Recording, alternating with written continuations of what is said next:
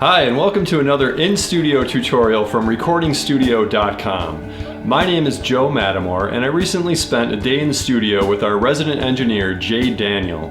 Jae was miking up a drum kit, and he talks all about microphone type and mic placement while miking your kit. Let's go check it out.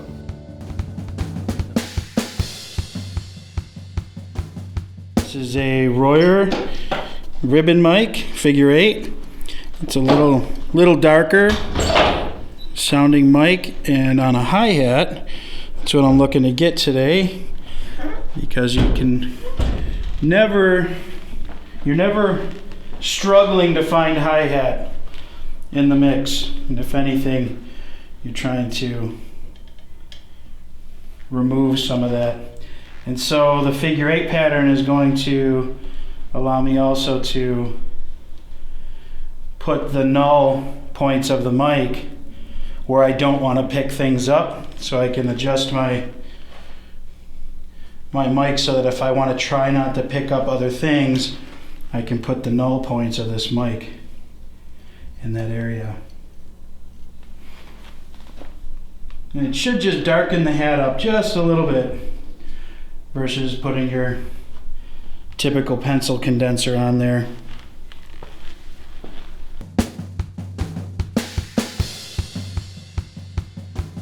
Shure SM7, and I'm going to stick this very far into the kick drum and try to get as much of the attack. I'm going to wait until he's leaning right in, and I'm going to hit this kick drum as hard as I can with my foot, just so that I can damage his hearing and make him jump. And I'm not wearing any ear protection whatsoever. So for all you kids that want to play at home, That's what not to do when you're the drummer.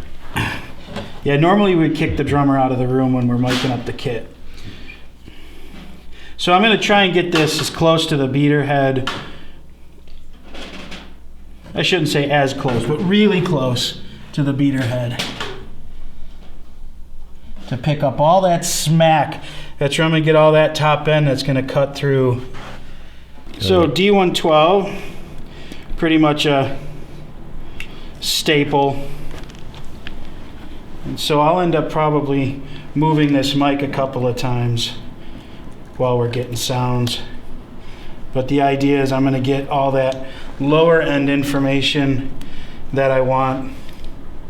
And I'm going to end up making these adjustments with the mic because I need these mics to play nicely in phase, because simple adjustments with this mic will yield different phase cancellation from the other mic. And so I'm going to be very careful that my mic placement isn't actually taking away the characteristics that I want, and if anything, taking away characteristics I don't want. If you're strategic enough, you can actually remove treble frequencies here without having to use EQ. So if you're savvy enough and don't mind taking the time, if you're afforded the time, move the mics 1/4 inches, 1/2 inches, and just listen back and see what happens when you make these adjustments with your mic placement.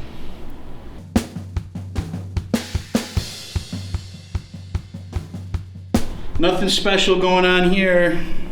SM57 on the snare. I'll probably make a couple of adjustments. I'm trying to still get the smack, but I'm also trying it rejects sound from back here. I don't want this hi-hat as much. No matter what happens, I'm getting the hi-hat in here, but if I place the mic strategically enough, I can cut back on some of that here. And 57, nothing special about it, but you kind of can't go wrong on a snare with one.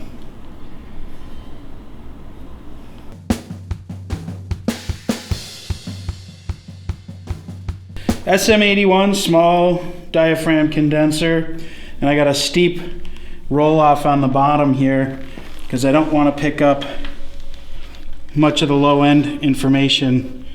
I really just want this, that if I want to get more of the snares here,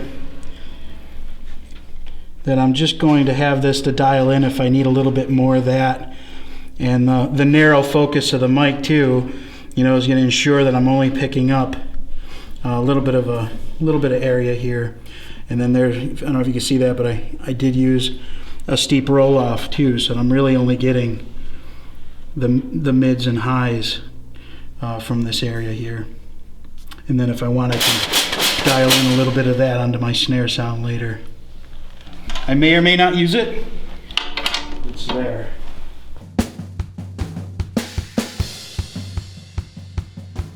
And then here we have the No Surprise 421 large diaphragm dynamic.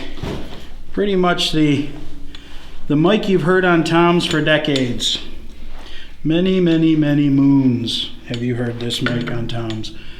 And if you take a look at any old studio pictures of your favorites, this is what you're seeing on those toms. It's just kind of a no-brainer. You get the sound you're looking for real quickly, real easily, without too much thought process.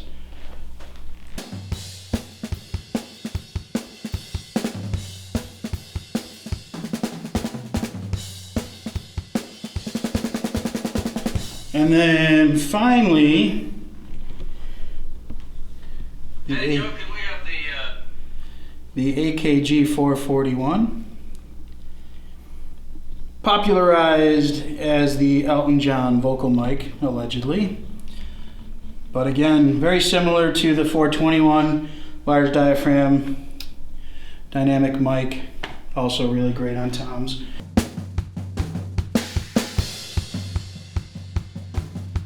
Pretty popular mic, C414 AKG. These are the XLS's.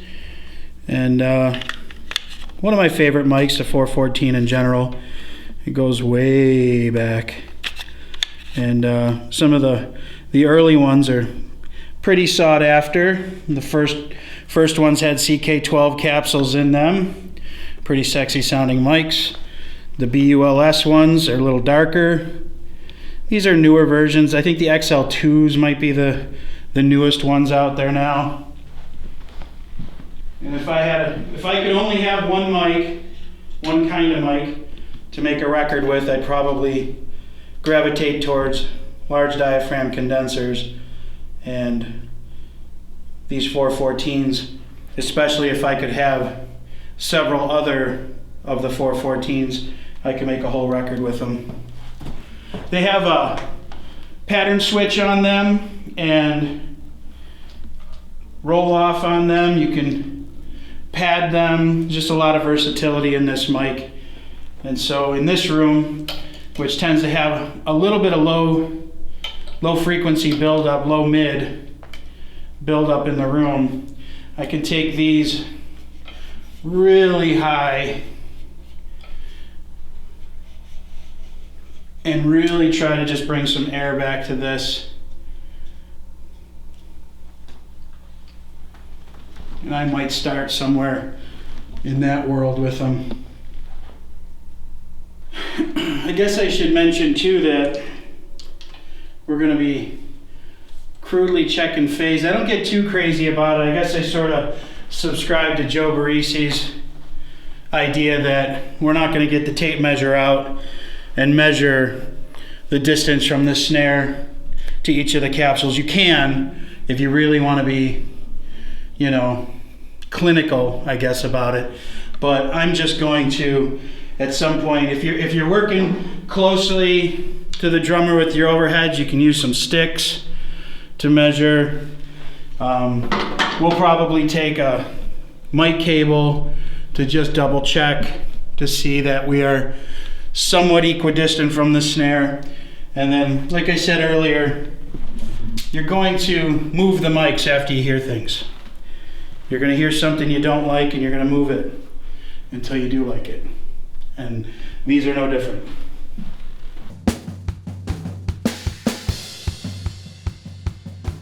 Everybody knows the name. Neumann seems to be the one everybody gets tickled about. We got a U87 here.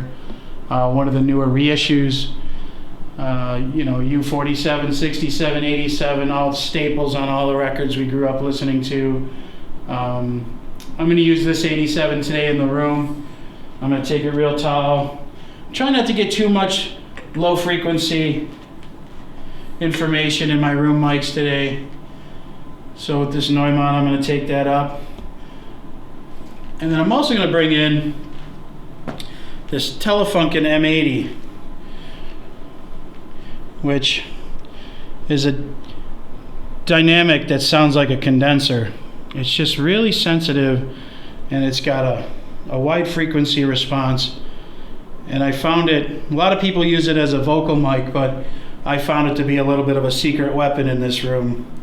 And it gives us a real trashy room sound that might be something that you really crush with the compressor later and just slip into the mix a little bit. Might not use it, might use it, but it's a really neat trashy sound, so it's easy to throw it up there, so I tend to just throw it up just in case I need it later.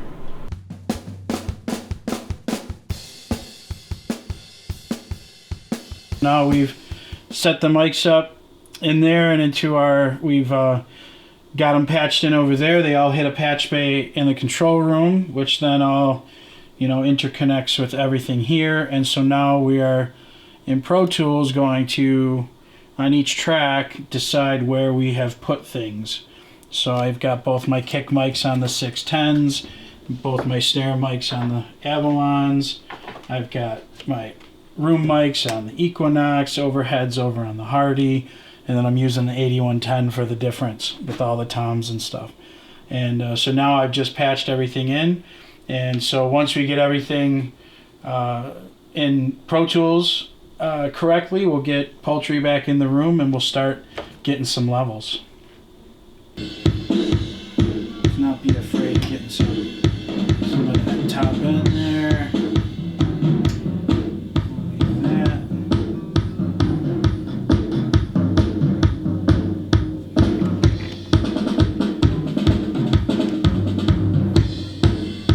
So this is what happens when I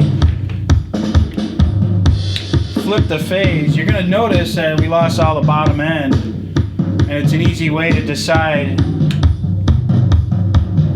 how your mic placement is, because right now I'm getting a lot of that bottom that I want out of the kick.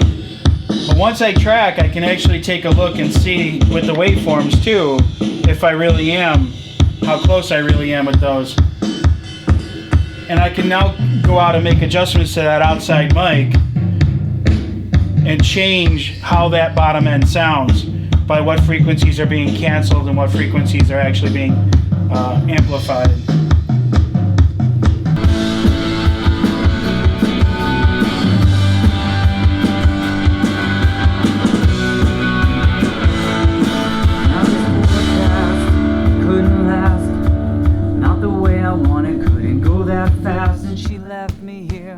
Soaking wet, spinning round and round again. She started to hurt.